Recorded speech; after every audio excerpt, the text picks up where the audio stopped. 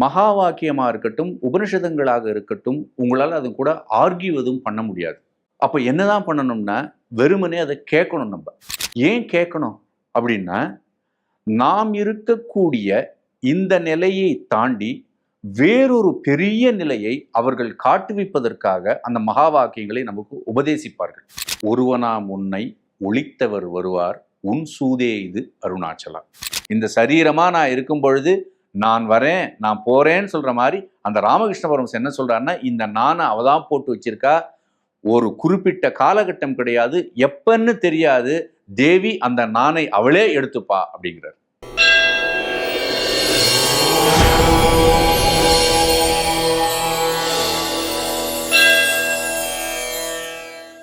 தெய்வத்தமிழ் TV நேயர்களுக்கு என்னுடைய அன்பான வணக்கங்கள். நாம தொடர்ச்சியாக பகவான் ஸ்ரீ ரமண மகரிஷிகள் அருளிய அக்ஷரமண மாலை உள்ள பாடல்களை பார்த்து கொண்டு வருகிறோம். இன்று நாம் பார்க்க போகும் பாடல்கள் பாடல் என்பது மிகவும் முக்கியமான ஒன்று. ஒருவனாம் உன்னை ஒளித்தவர் வருவார், உன் சூதே இது அருணாச்சலா. ஞானிகளினுடைய பாடல்கள் என்பது ஒரு மகா வாக்கியங்களை உள்ளடக்கியதாக இருக்கும். மகா வாக்கியங்கள் என்றால் என்ன? மகா வாக்கியம் என்பது உபனிஷதங்களில் வரும் அகம் பிரம்மாஸ்மி, தத்துவமசி போன்றவை ஆகும். அதுபோன்று மகா வாக்கியத்தினுடைய ஒரு ஸ்பெஷல் என்ன? மகா வாக்கியம் என்பது இங்கிலீஷில் சொல்கிறதா ஒரு ஸ்டேட்மெண்ட். அந்த ஸ்டேட்மெண்ட்டில் ஒரு முக்கியமான விஷயம் ஒன்று இருக்கும். மகா வாக்கியமாக இருக்கட்டும், உபனிஷதங்களாக இருக்கட்டும், உங்களால் அது கூட ஆர்கியூவதும் பண்ண முடியாது. அப்போ என்னதான் பண்ணணும்னா, வெறுமனே அதை கேட்கணும் நம்ம. ஏன் கேட்கணும் அப்படின்னா, நாம் இருக்கக்கூடிய இந்த நிலையை தாண்டி வேறொரு பெரிய நிலையை அவர்கள் காட்டுவிப்பதற்காக அந்த மகா வாக்கியங்களை நமக்கு உபதேசிப்பார்கள். ஒரு ஞானி உங்ககிட்ட ஒரு பூர்ண அனுகிரகம் பண்றார் அப்படின்னாவே என்ன ஒரு பெரிய விஷயம்னா, இரண்டு விதமா உபதேசம் நடக்கும். முதல் உபதேசம் அப்படிங்கிறது மௌனத்தினால நடக்கும். ரமண மகரிஷிகள் அடிக்கடி சொல்வார், மௌனம் என்பதே இடையறாத பேச்சு அப்படிம்பார். மௌனம் என்பது இடையறாத பேச்சு. ஏன்னா நம்ம சொல்லிட்டு இருக்கிற மௌனம்லாம் அது கிடையாது. நாம் என்ன பண்ணுறோம், கொஞ்ச நேரம் பேசாமல் இருக்கோம். நம்ம பேசாமல் வாய் இருக்கிறதுனால பின்னாடி என்ன பண்ணால் மனசு ஒரு பக்கம் ஓடிண்டே இருக்கும். ஆனால் ஞானிகளுடைய மௌனம் என்பது அந்த மௌனம்லாம் கிடையாது, அது மோனம். அதுக்கு பேர் என்ன? எண்ணங்கள் அடங்கி கிடையாது, எண்ணங்களே இல்லாத, மனமே இல்லாத, மனதினுடைய எது மனதை உற்பத்தி செய்யும், எது ஆதாரமாக இருக்கின்றதோ அந்த நான் என்கிற எண்ணமும் அழிந்துபட்ட போயில் அதற்கு அப்பாலுக்கும் அப்பாலாய் இருக்கின்ற ஒரு பெரிய நிலையிலிருந்து அவங்க பேசுவார்கள். இந்த நிலையிலிருந்து உங்கள் எதிரே உட்கார்ந்துட்டு, இப்ப ரமணர் இருக்கார் அப்படின்னா அவங்க எதிரே இந்த மௌனமா நீங்க உட்கார்ந்தாலே போதும், அந்த இடத்துல உபதேசம் நடக்கும். என்ன? Silence is a penetrating on your darkness அப்படிம்பார் ஜெய கிருஷ்ணமூர்த்தி ஒரு இடத்துல. என்ன? உங்களுக்கு உள்ளர போய் அது வேலை பார்க்கும். நமக்குலாம் தெரியவே தெரியாது ஞானிகள் எப்படி உங்ககிட்ட அனுகிரகம் பண்றாங்க. எத்தனை ஞானிகள் இருக்காங்க. ராமகிருஷ்ண பரமஹம்சரா இருக்கட்டும், காஞ்சி மகாபெரியவராக இருக்கட்டும், ரமணரா இருக்கட்டும், ஜெய கிருஷ்ணமூர்த்தியாக இருக்கட்டும், எப்படி உங்களுக்கு அவங்க உங்க கூட பேசுறாங்கன்றதை நம்மளால் புரிந்து கொள்ளவே முடியாது. இது நீங்க ஆராய்ச்சியெல்லாம் பண்ண முடியாது அது. ஆனால் அந்த வேலை உள்ளுக்குள்ள நடந்து கொண்டே இருக்கும். அப்பொழுது அவர்கள் உதிர்க்கின்ற அந்த வாக்கியங்கள், அப்பொழுது அவங்களுக்கு உபதேசிக்கின்ற அந்த பெரிய வாக்கியங்கள் உங்களுக்குள்ள போய் செயல்படும். அந்த ஒரு சென்டென்ஸ் நமக்கு போதும். ரமணர் உங்களை பார்த்து, நீதாம்பா அந்த வஸ்து, நீதாம் அந்த சத்தியம் அப்படிங்கிற ஒரு வாக்கியம் உங்களுக்குள்ள போகும். நம்ம நினைக்கிறோம் சாதாரணமாக ஒரு வார்த்தையை உங்ககிட்ட சொன்ன உடனே, நம்ம சாதாரணமாக பேசிட்டு இருக்கும்போது உங்ககிட்ட ஒரு வாக்கியம் சொன்னால் மனசுலேருந்து மனசுக்கு போகிறது. ஒரு இமேஜ் இன்னொரு இமேஜுக்கு சொல்றது தான் அது சாதாரண வாக்கியங்கள்.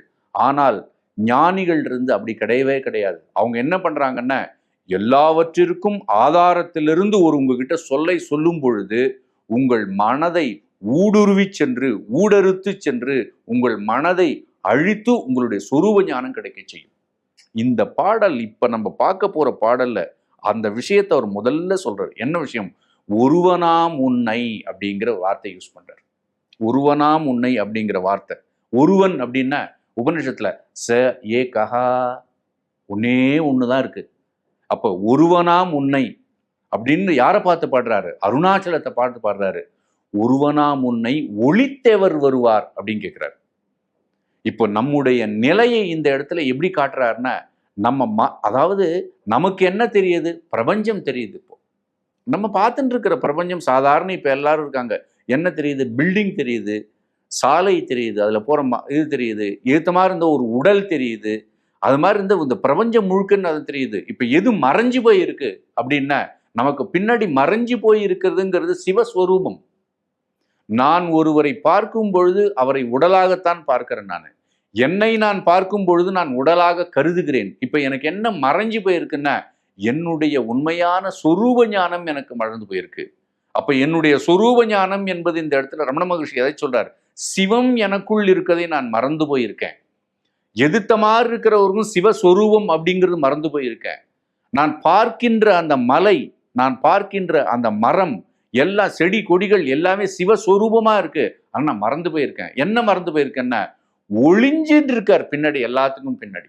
ஒரு இடத்துல ஜேகே ஒரு விஷயம் பேசுவாரு. அவர் நீங்க யார் கூட பேசிட்டு இருக்கீங்க அப்படின்னு கேட்பாங்க ஜெய கிருஷ்ணமூர்த்தி கூட.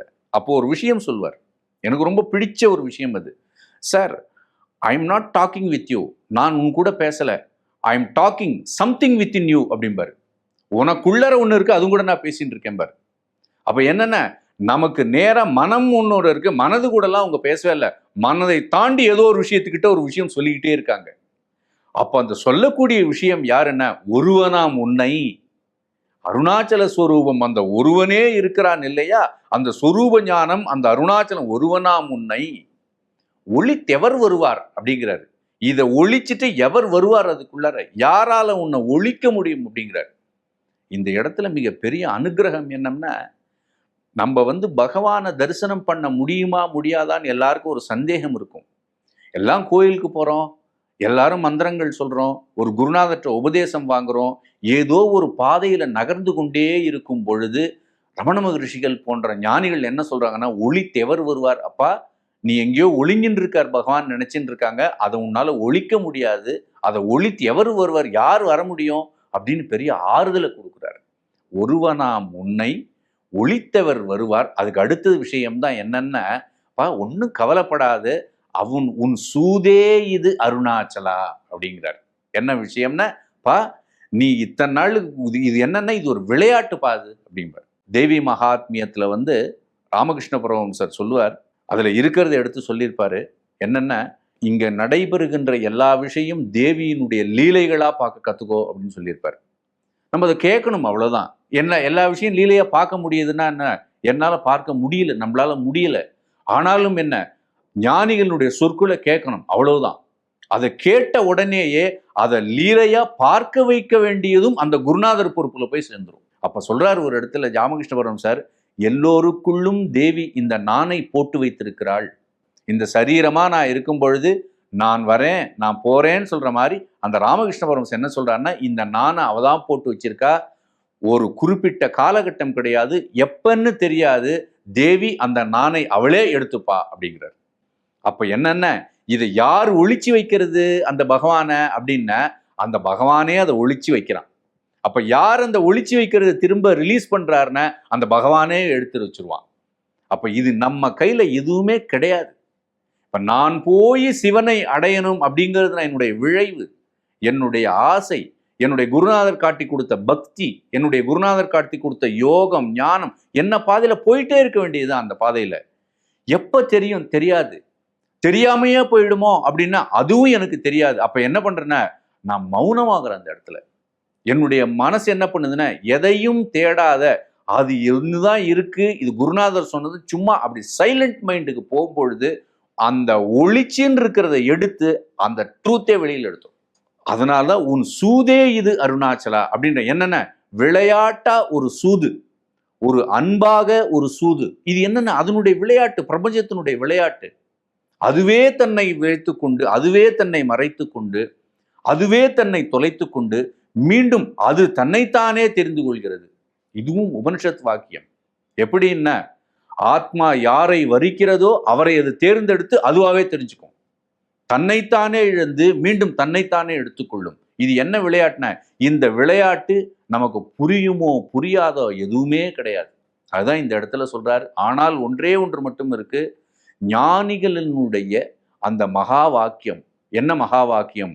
ஒருவனாம் உன்னை, நீ ஒண்ணுதான் இருக்க அப்படின்னு அந்த ஸ்டேட்மெண்ட் மட்டும் நம்ம காதல வாங்கிக்கணும். அப்ப என்ன அர்த்தம்? அருணாச்சலம் ஒரே ஒரு வஸ்து மட்டும்தான் இருக்கு. ஒருவனாம் உன்னை ஒளித்தெவர் வருவார், யாரும் வர முடியாது. நீ மட்டும் இருக்கும் பொழுது இன்னொரு விஷயத்துக்கு, இன்னொரு துவைதத்துக்கு, இன்னொரு நபருக்கு, பிறர் என்று சொல்லக்கூடிய இன்னொரு வஸ்து இல்லாததுனால ஒளித்து எவர் வருவார், யாரும் வர முடியாது. என்னென்ன இது உன் சூதே, இது அருணாச்சலா, அதனால பயப்படாதீங்க அப்படின்னு ஆறுதல் கொடுக்கிறார் இந்த இடத்துல ரமண மகர்ஷிகள். இது மிகவும் முக்கியமான ஒரு பாடம்.